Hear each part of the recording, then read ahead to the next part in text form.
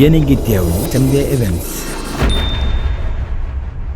ci kàddu gi Serigne Saliou mbokk yi bàyyi xel SMD Events dal leen ak jàmm ci li gën a fees ci xibaar yi asalaamaaleykum. SMD Events kàddu gi daanu na Bassirou Diomaye Faye mooy candidat wu parti bii di Pastef ni ko Ousmane Sonko xamle daal di wax ni niki suba ci ñaar fukki fan ci weeru novembre atum 2023 nañu daal di parrainer ki nga xam ne mooy Bassirou Diomaye Faye. ndigal lañu doon xaar waaye ndigal daal dina jëpp. Bassirou Diomaye Faye mooy candidat wu parti bii di Pastef ni ko Ousmane Sonko xamle ànd ko ay cadram El Malick Ndiaye Abass Fall ak ki nga xam ne mooy Guy Marius Sagna daal di wax ne nañu tànn ki nga xam ne mooy Bassirou Diomaye Faye ngir mu daal di teewal élection présidentielle 2024 parti bii di Pastef daal di teewal Ousmane Sonko. kon daal mi ngi noonu bu ñu sukkandikoo ci parti bii di Pastef nee na ba tey am nañ yeneen candidat yoo xam ne député yi ñoo leen war a parrainer waaye affaire yi étape la par étape.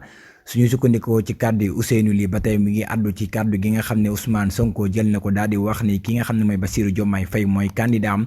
Amadou Ba bari na ci ñoo xam ne ay cadre yu nekk ci biir Pastef kenn ku ne mi ngi ci àddu ba ci Guy Marius Sagna.